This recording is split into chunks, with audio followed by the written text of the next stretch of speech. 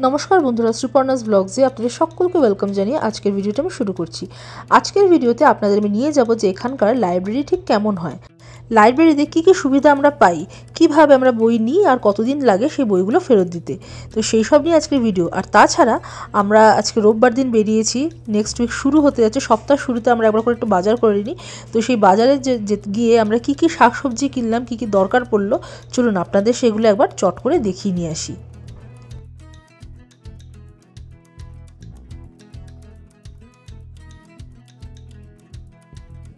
Hello, good morning from Calgary, Canada. তো এখন আমরা যাচ্ছি, এখানকার একটা কাছে লাইব্রেরি আছে, সেই লাইব্রেরিতে গিয়ে একটু বই টই নেবো। আপনাদের দেখাই চলুন ক্যালগারি লাইব্রেরি কেমন হয়। আর ওয়েদার তো বুঝতেই পাচ্ছেন এখন বেশ ভালো আছে, সেই ভারী জ্যাকেট টুপি আজকে আর পরে নিই।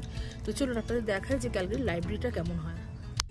তো লাইব্রেরিটা আমাদের বাড়ি থেকে খুব একটা দূর না, গাড়ি চালিয়ে মোটামুটি 10 থেকে 11 মিনিটের মধ্যে কিন্তু আমরা লাইব্রেরিতে পৌঁছে যাই।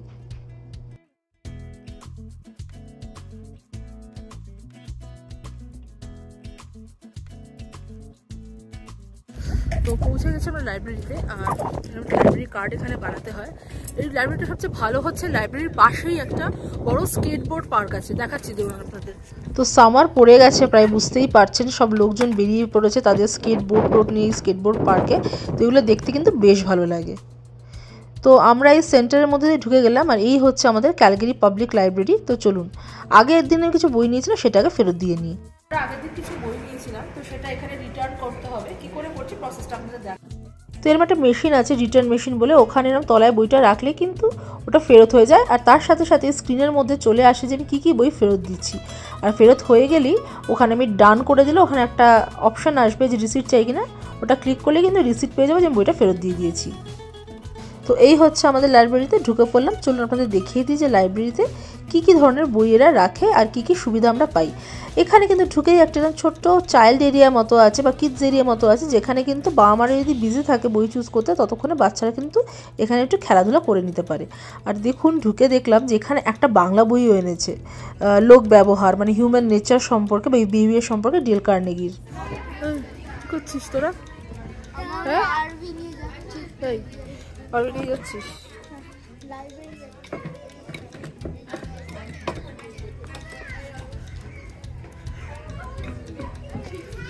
তো এখানে দেখিয়ে দিই আমাদের বড়দের জন্য কত রকম জনার আছে বইয়ের। যেমন নন ফিকশন, ফিকশানে আছে, মিস্ট্রি আছে, ড্রামা আছে, রোম্যান্স আছে, নানা রকমের কিন্তু এখানে জনার আছে, যেখান থেকে আপনারা আপনাদের পছন্দ মতো বই কিন্তু চুজ করে নিতে পারেন।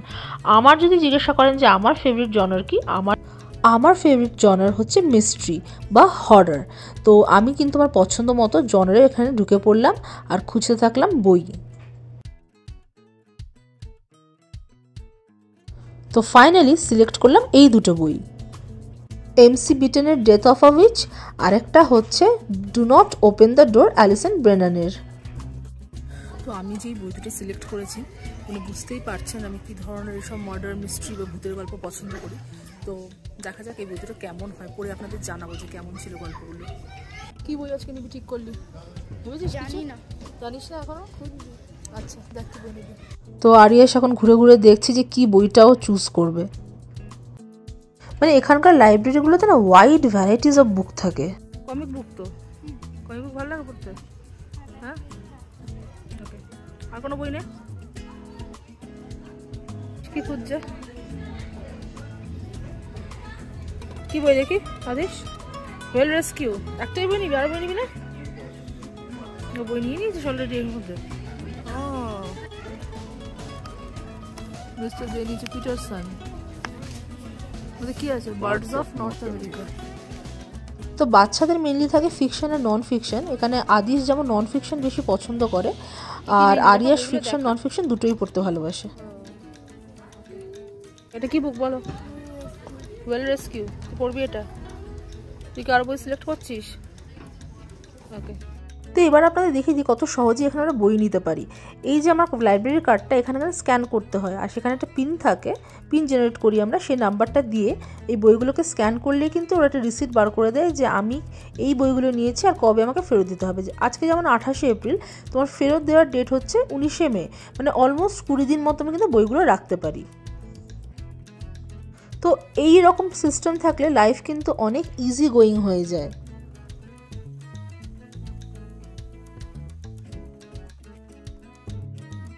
তো বই তো আমাদের নেওয়া হয়ে গেল। আরিয়াস বলছে বাইরে কোথাও খেতে যাবে, তো দেখা যাক কোথায় লাঞ্চ করতে যাই। অনেকদিন ধরে বলছে তাহিনিজ বলে একটা রেস্টুরেন্ট আছে, ওখানে খেতে যাবে। দেখা যাক তাহিনিজটা খোলা আছে কিনা।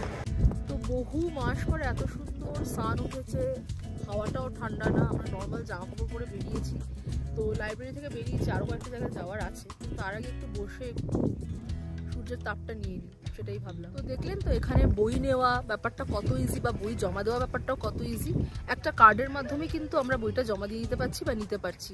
আর ওরকম কোনো মানে হ্যাসেল ফ্রি ব্যাপারটা, কোনো লাইনে দাঁড়ানো নেই, বই হারিয়ে যাওয়ার কোনো ব্যাপার নেই, ওরা এনাফ টাইম দেয় একটা বই রাখার জন্যে। তো এই ব্যাপারটা যদি ইন্ডিয়াতেও চালু হয় তাহলে কিন্তু বেশ ভালো হয়, তাই না? মানে লাইব্রেরিতে গেলেন, কার্ডটা তলায় স্ক্যান করলেন, বই নিলেন, আবার যখন পরে দিলেন সুন্দর রিটার্ন আছে ওখানে ফেরত দিয়ে দিলেন, একটা সুন্দর রিসিপ্ট পেয়ে গেলেন। তো আপনার কাছে হিসাব থাকলো আর লাইব্রেরির কাছে হিসাব থাকলো। So it's a good system. মানে এই সিস্টেমগুলো যদি থাকে তাহলে কিন্তু লাইফটা অনেক ইজি হয়ে যায়। নেক্সট উইক আমরা যাচ্ছি জ্যাসপার ন্যাশনাল পার্কে। এই ন্যাশনাল পার্কটা দেখার জন্য কিন্তু দূর দূর থেকে লোকজন আসে।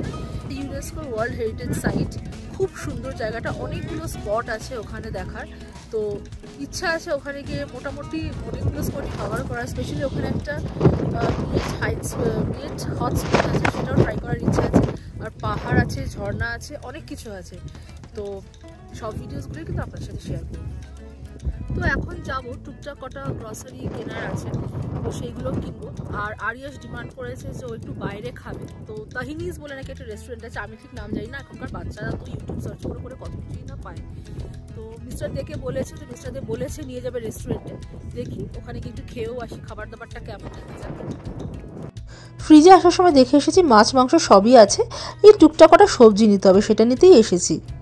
তো এখন আমরা একটু গ্রসারি নিয়ে নিই, কি বলিস? হ্যাঁ, গ্রসারি কিনে আনি, চলুন।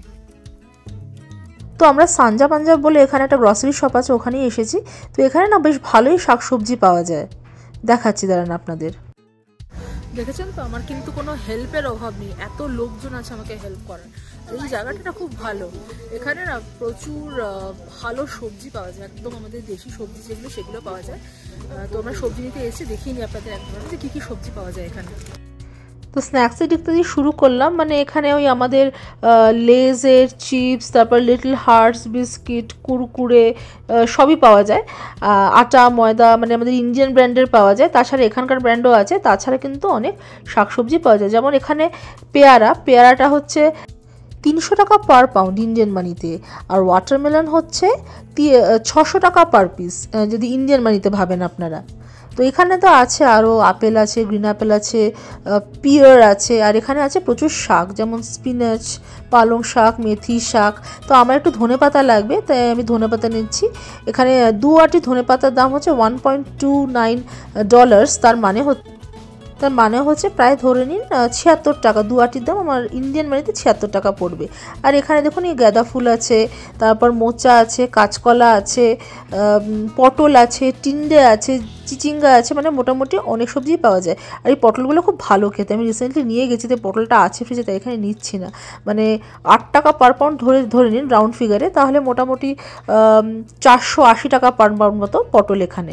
আর আমার একটু টমেটো লাগবে, তাই টমেটোটা আমি একটু নিয়ে নিচ্ছি। টমেটোটা হচ্ছে ওই 400-500 গ্রামের দাম 76 টাকা, 75 থেকে 76 টাকার মতো। আর কাঁচা লঙ্কা হচ্ছে 300 টাকা পার পাউন্ড, মানে 450 গ্রামের দাম হচ্ছে 300 টাকা। তো দেখুন মিস্টার রাধেশ কি সুন্দর এখানে প্যাকেটগুলো ধরে ধরে ব্যাগের মধ্যে রাখছে। আর এই মোচাটা দেখে না লোভ সামলাতে পারলাম না, তাই ভাবলাম যে মোচাটা নিয়েই নিই। আমার মা খুব ভালো মোচা বানায়, তাই ফোন করে মায়ের কাছ থেকে একটু মোচা ছাড়ানোটা শিখেই নেব। আর এখানে পান পাতা পাওয়া যায়, মাঝে মাঝে গুরু গম্ভীর খাওয়া যায় না, পানটা খেতে ভালো লাগে। তো 5টা পাতার দাম হচ্ছে $1। তো আমরা পৃথিবীর যেখানেই যাই, আর কোনো নুডলস খাই না খাই, ম্যাগিটা কিন্তু নিতে বা খেতে কোনোটাই ভুলি না। তো এইখানে কিন্তু প্রচুর ম্যাগি পাওয়া যায়, ম্যাগি ক্যাটটি নেবো। আর আমার বাচ্চারাও ইকুয়ালি এখানে মানে এখানে প্রচুর ভ্যারাইটি ফ্লেভারের নুডলস পাওয়া যায়, ইনস্ট্যান্ট নুডলস পাওয়া যায়, কিন্তু ওরা ম্যাগিটাই বেশি ভালোবাসে, তাই ম্যাগিটাই নিতে হবে। যখন ছোটো ছিলাম তো সামারে আমার একটা রিচুয়াল ছিল রাসনা বানানো, তো এখানে এসেও কিন্তু আমি রাসনা পেয়ে গেছি, আর গিয়েই বানিয়ে আমি খাবো। মানে গরম পুলে রাসনা খেতে আমার সবচেয়ে বেশি ভালো লাগে। এই দেখুন এখানে মুড়ি আর চিড়া আছে, আপনাদের লাগবে তো বলুন, আমি নিয়ে যাচ্ছি এখান থেকে। তো এই ছিল আমার টুকটাক কেনাকাটা আজকে। তো এরপরে আমরা একটি কিন্তু ফেমাস মেডিটেরিয়ান জয়েন্ট দ্য তাহিনিজে খেতে গেছিলাম।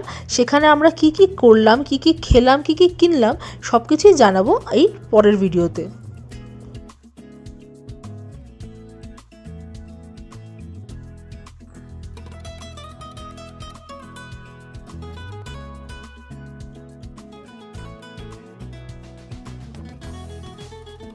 ফাইনালি আমরা প্রায় 4 ঘন্টা পর খাবার পেলাম, আফটার 4 আওয়ার্স। আর এখনো কত বড় লাইন দেখুন।